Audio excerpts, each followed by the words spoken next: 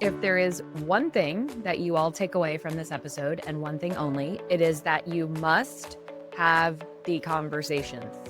Need to know what both partners in this new situation are earning for income. What debt do we have, or what do we owe? I think money is one of those things that it can be a taboo topic, and it can bring up lots of different emotions. Another big one is individual and joint financial goals. Again, you are two separate entities who have lived lives prior to each other. So you want to make sure that you're aligned in what you both want going forward.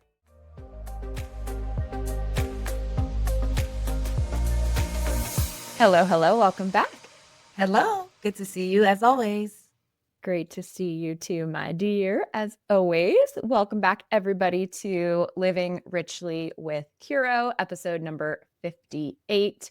So awesome to have you back. If you're an OG, have you for the first time. If you are a first-time listener, welcome. We appreciate you spending some time with us. My name is Ann McCabe, and I am the CEO and a partner here at Curo Private Wealth. And I'm joined, as always, by my lovely partner, Atricia. Hello, listeners and viewers. I'm Atricia Roberts, COO and a partner here at Curo. Thanks for checking us out. Yes, thank you so much. So if you are new to us, our mission here on the podcast, as well as in our day-to-day lives, where Atricia and I are financial advisors and work with clients every day, our goal is always to educate, empower, inspire you on your financial journeys. And today's topic is one that is near and dear to many of our clients at Curo, as well as me personally. And that topic is blended family finances. Dun, dun, dun. Dun, dun, dun. So much to unpack there, and we will get there, don't you worry. But we always love to do a quick 18 catch up at the beginning of every episode. So let's get into that. So Atricia, how you doing? What's going on? I'm doing well. Life, well, let me not say life. Life never slows down.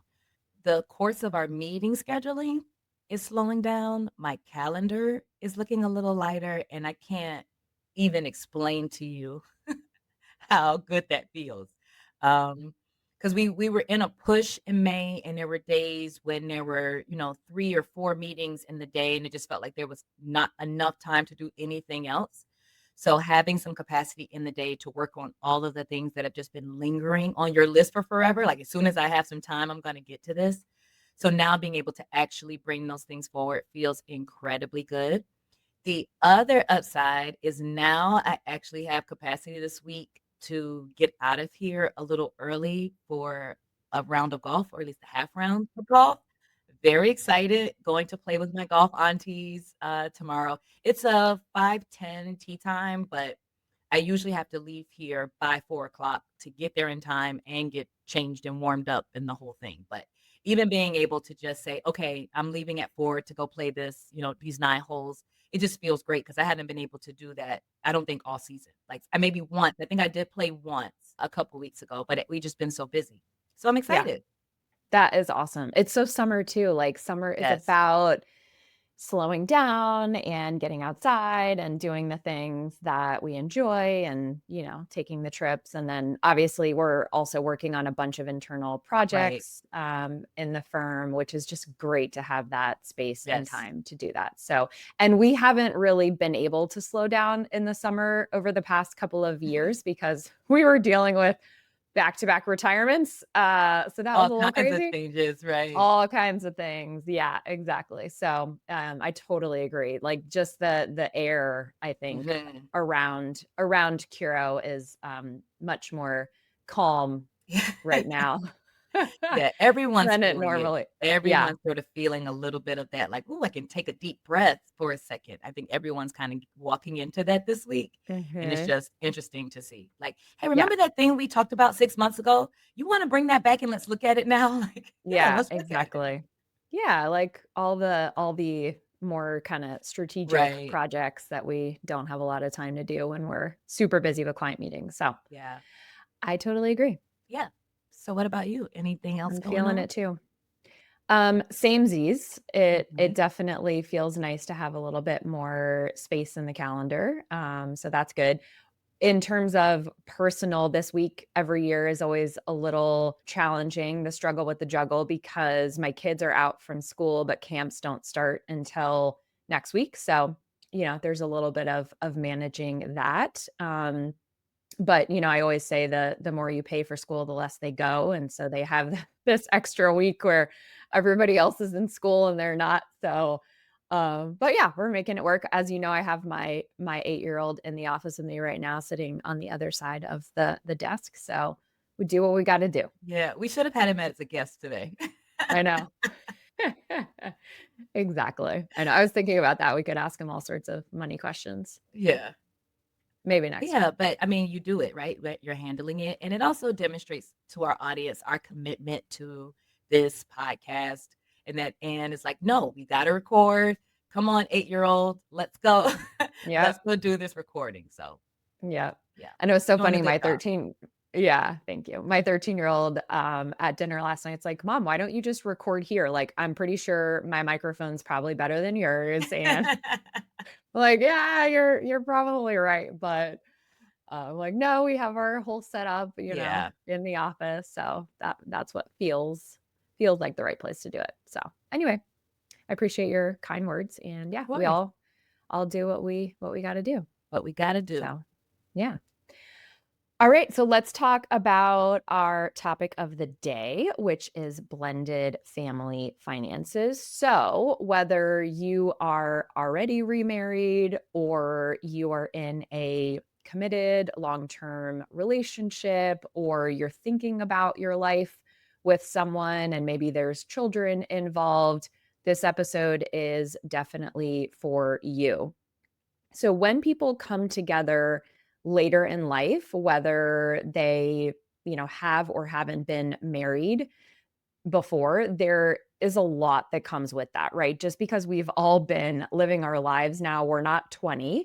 We've all been living our lives. And so when you're bringing two people together later in life, there's always a past that comes with that relationship. So whether one of you or both of you has to pay or receive alimony or child support, or you've got kids from previous relationships, there are so many things to discuss and work out.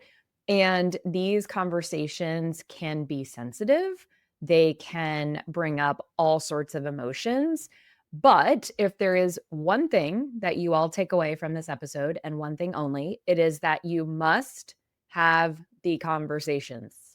Yes. Gonna repeat for the people sitting in the back of the room. You must have these conversations. Please. Double click on that. Double click on that. I can't tell you how many times Atricia and I, because we advise people and we're like, you got to have the conversations. You have to talk about these things. And, we get it sometimes, especially in a new relationship. Maybe you haven't found your person and now you found your person and you're like, everything's great. And I don't want to have the risky conversations or the scary conversations because everything's going really well and I'm in love and all the things.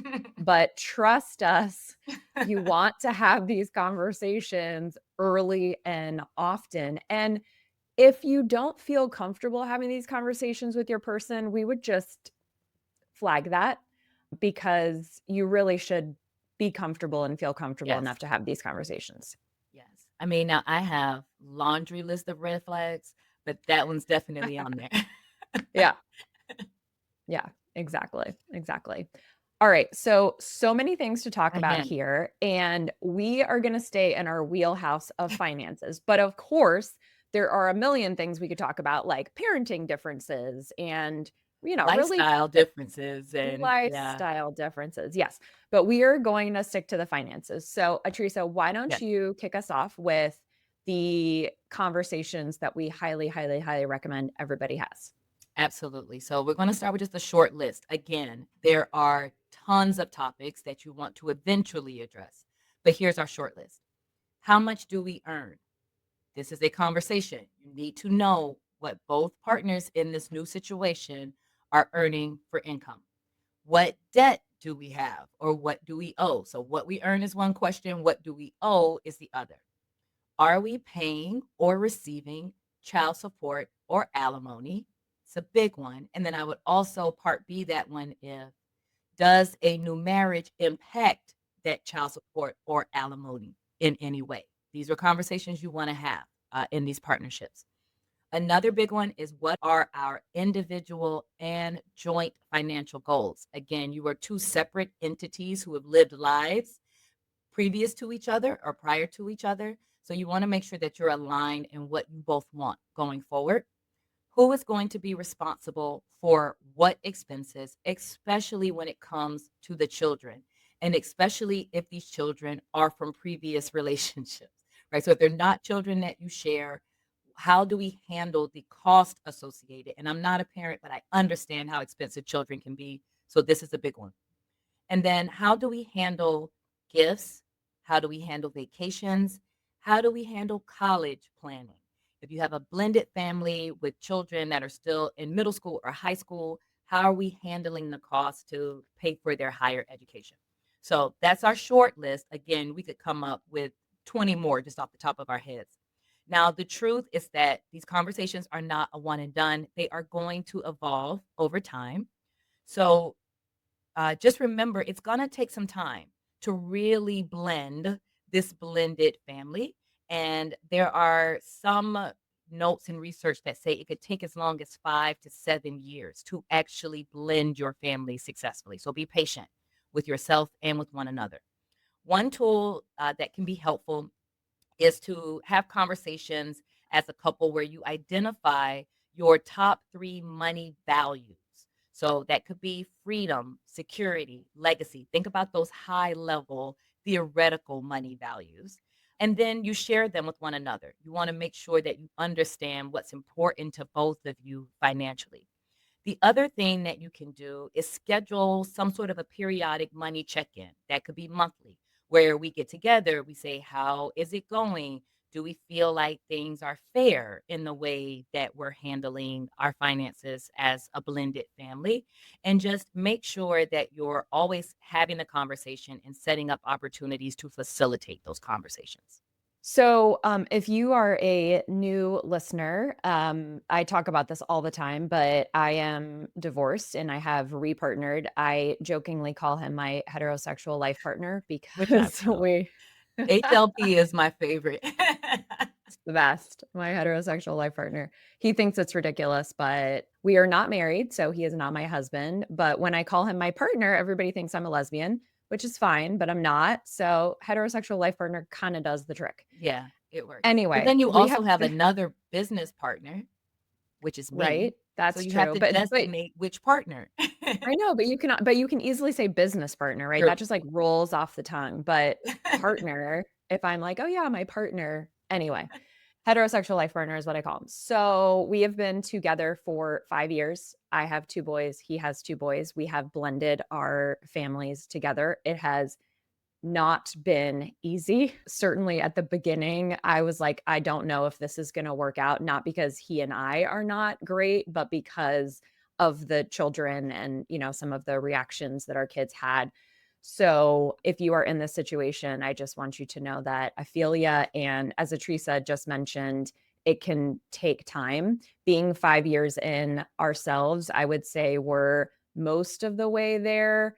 We still have our moments though. We still have our moments where, again, the kids, struggle with some things. So, one of the things that we did early on that I think was great as a result of really having a bunch of challenges is we hired coaches. We hired these coaches who actually specialize in blending families. We should have them on the podcast, by the way. And that was really helpful because they gave us the framework for some of these conversations, like the money values conversation that Atricia just mentioned, but also just overall, like what do we want our family values to be as this blended family moving forward? So the next thing that we're going to talk about is how to handle accounts. And this is something that my partner, Wally, my heterosexual life partner, Wally, and I discussed. And what we highly recommend in this sort of situation is a yours, mine, and ours model. So what the way that this works is you keep your individual account, your partner keeps his or her individual account, and you use those individual accounts to pay for personal spending as well as any sort of obligations that you have from past relationships. And then you have an hours account, which is a joint account each of you can fund. And this can be used to pay for your mortgage or your rent, any sort of housing expenses that you have agreed to share, groceries, vacations, and maybe even a shared savings goal that you all have come together to try to work on.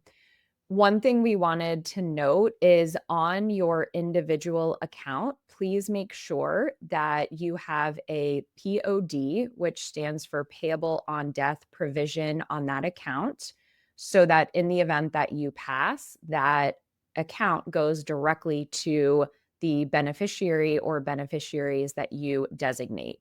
If you have a joint account with your partner, likely it's going to be a joint account with survivorship. So your partner will take over if you pass away. But on your individual accounts, really, really important that you add that POD provision. And this is not something that banks typically will like recommend or even let you know as an option. So this is something we talk with clients about all the time.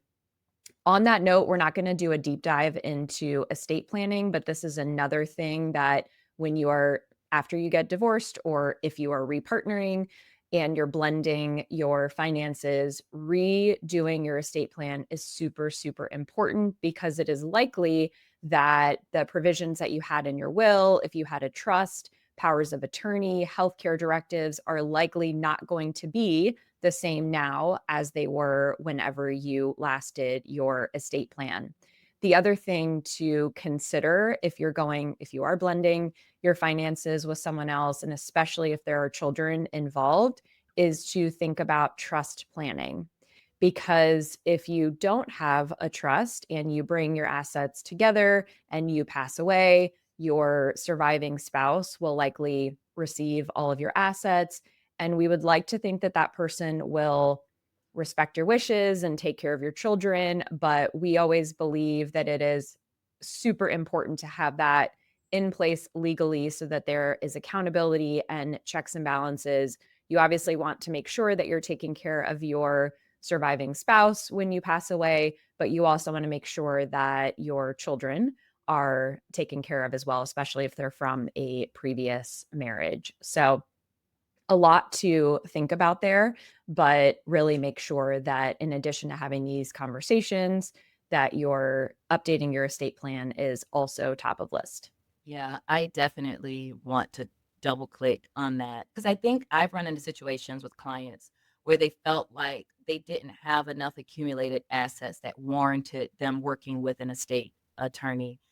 I beg to differ on that. Mhm, I am of the opinion always that things should be in writing. Again, mhm. to your point, and it's nice to say, "Oh, I believe this person will do the right thing and they'll do exactly what they're doing. They'll take care of my children and support." Yeah, we want to believe a lot of things. Unfortunately, human nature can sometimes be human nature. And so you want as many things laid out with no room for too much interpretation if you can as possible because things matter. The way you buy new property together, how you own that property. Do you live in a community property state? Is that going to have an impact on assets you accumulate in a new relationship, especially if you decide to remarry? So just remember, an estate attorney is going to be a big part of that blended family conversation. So don't neglect it. Estate planning is not just for ultra high net worth. Mhm. Everyone needs an estate plan. It may not mean you need a complicated trust document, but it does mean you need a plan. Yeah. Yeah. And to your point, in writing, right? I Yes. mean, it's super important. Please, guys, have the Yeah. conversation and then get it in writing. Document it, yeah. Even if it's not like your agreement, even if it's not like a formal legal agreement, definitely Mhm. for your estate planning, you need legal agreements, but when you're having these conversations with your partner, even if it's not like for a formal legal document, even just having it in a document Right. is better than verbal because Yes. then there are no questions, everybody's on the same page, it is crystal clear, and that is what you want moving forward. Yep, absolutely. Okay, so now we don't like to use the B word on the Living Richly podcast. And B is for budget. So we'll call it a spending plan. But now let's talk about the spending plan. So, one of the other things to remember in a blended family is that fair does not always mean equal. So maybe one partner earns more money, maybe one has more debt or financial obligations. So the key is to figure out the system that feels equitable, right? So fair doesn't necessarily mean it's going to be equal. You're not necessarily going to be 50-50 across the board. I can cite multiple real client relationships in blended families where one of the partners earns significantly more than the other. And then the question comes down to, well, then does 50-50 for our joint expenses make sense? So you want to address that in your spending plan and determine what is equitable for the two of you in your blended family. And then, you can think about things like maybe we bought a house together and I had more liquid assets. So I put down the down payment, right? So then now do we own that house in equal parts? How do we work out a balance? Are you now going to pay a larger percentage of the mortgage each month because I did the cash down on the down payment? So you can always come up with different structures. And there's always ways to even represent ownership in accounts and even in real property or real assets in a way that honors those splits as well. So if you can say, oh, well, I'm actually a 60% owner of this piece of property, you can own the house, tenants in common, where you designate that one of you is a greater percentage. So there are ways that you can decide what's equitable and make that really apply into the way you manage your households. But again, there are other examples around it, but just think about what's equitable in your relationship because you're not ideally all showing up with the same amount of debt, the same amount of income, the same amount of assets. So you have to figure out what works for you and your new relationship going forward. Yeah, absolutely. And this is where I think when it comes to real estate transactions, I know I just a moment ago said you don't need a legal document for everything, but you do. We very strongly believe that you need legal documents when it comes to real estate, especially like Atricia just mentioned, if one person is putting more down, or for example, in our situation, I already owned my home and then Wally moved in and we do share expenses 50-50. So I wanted to make sure that we could account for that, right? Even though I, owned the home prior to him moving in. So we did sit down with an attorney and we worked everything out and we have a formal legal agreement in place. So when it comes to estate planning and any sort of real estate transactions, we would highly, highly recommend that you get a formal legal document in place in the event that the relationship doesn't work out, which is not what any of us want, but statistically speaking, it may happen. So be prepared. All right. So, last, we wanted to share some mistakes to avoid that me and Atricia have seen frequently because one of the areas that we specialize in working at Curo is women going through transitions. So a lot of these transitions involve a divorce or, repartnering. So, the number one mistake to avoid, which we kicked off the conversation by saying, the number one mistake is just not having these conversations. We can't tell you how many times we have given our professional advice to have the questions, to sit down, to work these things out. And for a lot of different reasons, people are just not comfortable having the conversations. I think money is one of those things that it can be a taboo topic, and it can bring up lots of different emotions depending upon what your money journey and what your money experience has been. But we implore you, have the conversations, please. That is the number one thing, again, that we want you to take away from this episode and the number one mistake that we make. And it's easy, just have the conversations. You can work it out, you can figure it out. If you need to bring in a professional to help facilitate the conversations, do that, but just have the conversations. Next mistake to avoid is not documenting. So again, we've talked through this episode about the importance of documentation when you need a formal legal document, when, a Word document that both of you agree to is sufficient, but having the documentation is really important. Next mistake we see is just assumptions. And this goes back to the conversations, right? Some people assume that the partner is responsible for some expenses or responsible for some things with the children, but the other partner doesn't have that same assumption. It's called a miscommunication, and that can be solved with communication. So, back to having the conversations. Next on the list that we see as a mistake is not involving the children and not talking to the children just about overall financial topics in an age appropriate fashion. But certainly, if you have teenagers at home, it is reasonable to have conversations about budgets and spending plans and boundaries. Because if we're not having these conversations with our children at home, they're never going to have the exposure, or they're going to have the exposure later in life, and God only knows what messaging they're going to get. So let's try to help and coach through those financial conversations as early as possible. And then last mistake, which is also a repeat of what we have already said, failing to update estate planning documents and beneficiaries. All right, we need you to listen to this very, very, very closely. If you still have your ex-spouse in the case of divorce as a beneficiary on your life insurance contract, on your 401k plan, on your IRA, on your investment account, doesn't matter if you're divorced. Doesn't matter. If you still have your ex-spouse as the beneficiary on any of these accounts and you pass away, guess who's getting your money? The ex that you hate. No.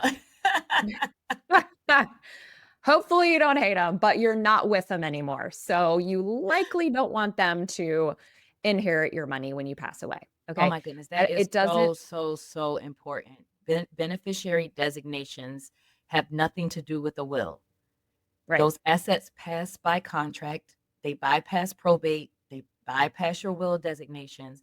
Your ex will get that money. So please, please, please review your beneficiary designation. Yes. Yes. And there are countless court cases, countless examples of this sort of thing happening. And guess what? The judge always rules that it doesn't matter. It doesn't matter if you forgot to update your beneficiary designation. It doesn't matter if, obviously you don't want your ex spouse to be the beneficiary. It doesn't matter. Judge rules that whoever is listed as beneficiary when you pass away is who gets your money, period. Now, to add just a little bit of a caveat, I have seen divorce decrees where it was written in the agreement that the former partner had to remain beneficiary of a life insurance because there were young children involved. But you just want to pay attention to it, right? Because there's going to be a time when that is no longer required. And you always want to make sure you're reviewing and updating them appropriately. So, again, don't do anything that your divorce decree says you can't do, but you definitely want to be paying attention. Oh yeah, for sure. Obviously, follow that legal Yes. document, but if I'm you and that's the case, I'm, like, putting a calendar reminder the day my kid turns 18, like, throw my kid a birthday party and take my ex-spouse And off take the my ex beneficiary off my life document. insurance. Calendar reminder it is. Absolutely. I also wanted to share before we wrapped up, because I when we talk a lot about blended families, I think that we think about it as two people that were previously married and have children from previous relationships. But as a single woman of a certain age who is dating and oftentimes dating men with children or who have been in relationships, I think a lot of these same concepts still apply to me as a single person because even though I'm not showing up in a relationship with an ex-husband or with children, I am showing up with a life. I am showing up with my own money values, the way I want my life to look, my own financial goals, my own estate plan. So even for the single people out there who are dating of a certain age and you're dating someone that may have been previously married or even has children from a different partner, these conversations are for you too. So it's not just for people who are showing up, with both having children to a relationship. Blended families can look differently. So you need to be having these conversations as well. Absolutely. So, so important. Thank you so much for bringing that up. Yeah, because Us single oftentimes we think girls of a certain age. yeah. Yeah, no, very, very important. Absolutely. All right, y'all. Well, we hope that no matter what situation you are in, or if you have a friend who is in one of these situations, please make sure to share this episode with them. But we hope that we've given you some things to think about, to work on.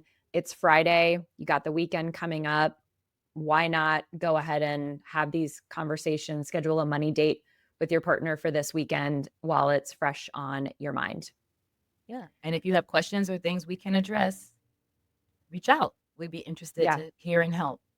Yeah, absolutely. So, on that note, we are on Instagram. So, please make sure to follow us on Instagram at Curo Private Wealth. And we would love to hear questions that you have, as Atricia just mentioned, or any sort of stories you would like to share with us about this topic or any other financially related topic. So, check us out at Curo Private Wealth on Instagram. And let's do a closing thought. So, what do you have for our closing thought of the day?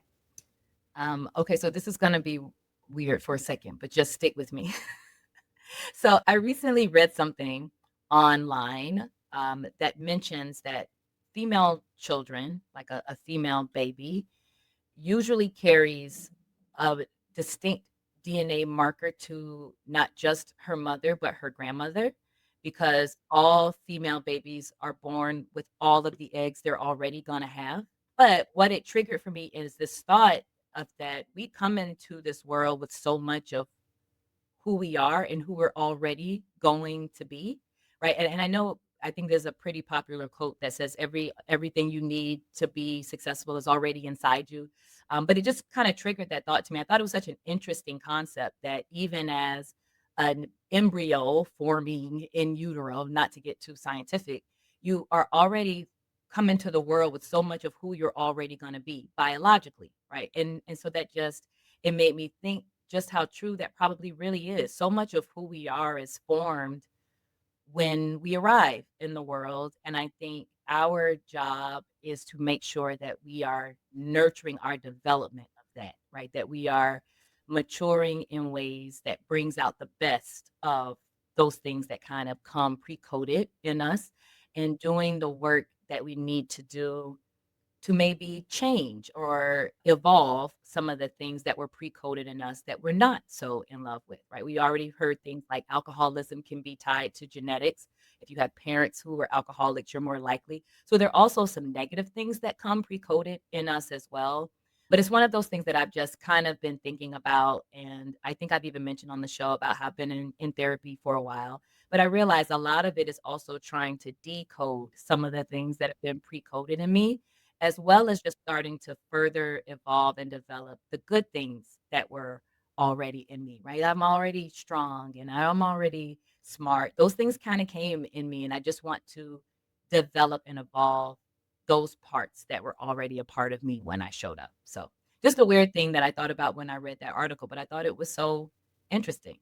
Yeah, super interesting. There's always debate about the nature versus nurture, which is exactly what you're talking about, right? And you Mhm. see it, you can have two children, and I have this, and you and your sister too, right? Mhm. People that are from the same family, have the same upbringing, obviously arguably different experiences based on when you were born and that kind of thing. But they are so often so incredibly different, even Yeah. though they are from the same parents. So I think that just speaks to the how much is nature. And Yeah. yes, nurture is super important. And yes, you can, change things about yourself and you can evolve, as you said, which is super important. But so much of it is nature, which is really Yeah. fascinating. Just pre-coded in us. I mean, you know my sister. If you saw us, you know we're sisters, right? Yeah. Anyone who sees us, we look so much alike, but we're Mhm. very, very different. My sister is Yep. artistic.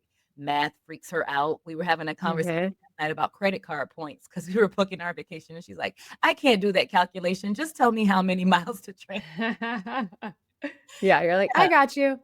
I got it. I'll handle the numbers. You handle the creative stuff. Yeah, and then But anytime we need, like, graphic design stuff, we're like, "Help. hey, hey, sis, Hi, we need need you to help. jump in on this thing. So We are yeah, not so just artistic." Just thinking about those kind of things, right? How much just kinda came coded in us and how Mhm. much of that we can develop and evolve. Yeah, love that. That's great. Yeah. So what's on your mind? What do you got for us? So you're gonna love this. Okay.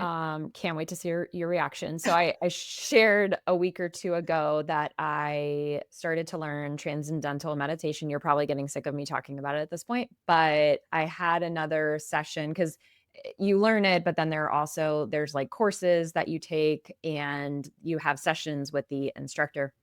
And I had a session yesterday. I think it's like our last formal session.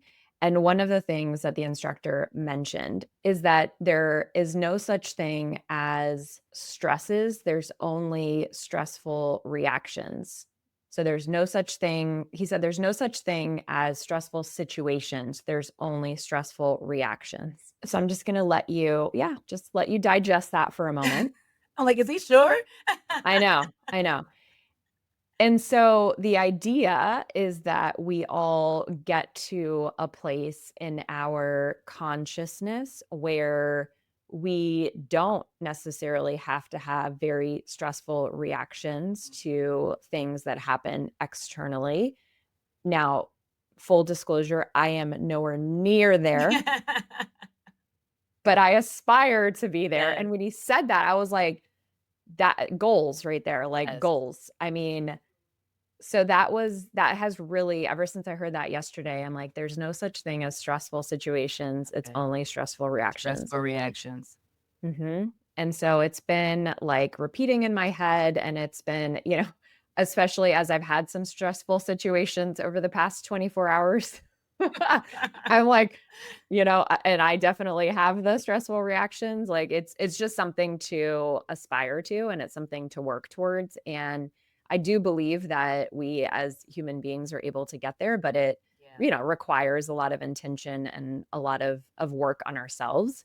So, I just wanted to share that with everybody because it really, really, really, like, when he said it, it, like, kinda took me, aback a bit and really stuck with me ever since Yeah. I heard that, so Normally, I would say I don't agree, but I know. but I think it might have even been on our most recent episode, I think I mentioned that there are some people who just seem so unaffected Yeah. by Yeah. things, like, things will happen and it's like, "Oh, it'll be fine. Yep. I'll work through it." So when I think about those people, then I think I can kinda buy the idea that maybe it's not the situation itself that's stressful, I'm just the stressful reactor. I'm the number Yeah. 1 stressful reactor. Yeah. Yeah. So, and again, but to that point, I have been trying to be intentional about the way I communicate internally in those situations, right? Like Mhm. a lot of things, I'm just like, okay, no, it could be worse, right? No, this is Mhm. bad, but this could be worse. Like this is fine. You can manage that. Mhm. So, okay, I'll let the meditation coach have that one. I won't immediately disagree with him right now. I think he might be onto Yeah. something. We'll see. I'll keep you posted. I look forward to the day that I can share with Yes, everybody, like, I've arrived. yes, I would love to be there. Where I'm just one of those people where it's like, huh, it's on fire. It's fine. We'll put Mhm. it out. It'll be okay. Mhm. Yeah, just that grounded, Yeah. peaceful, calm response to everything. Yeah. Yeah. Hashtag goals. All right, y'all. Well, thank you again so much for tuning in, spending some time with us. We really appreciate it. Let us know what you thought of the episode. Please find us on Instagram and stay tuned for another episode that will drop next Friday. And until then, Live richly. thanks again for tuning in. If you enjoyed today's episode, please be sure to subscribe and share it with someone who might benefit from it. Friendly reminder that this is for informational purposes only. For additional information, please visit us at www.curoprivatewealth.com. Until next time, live richly.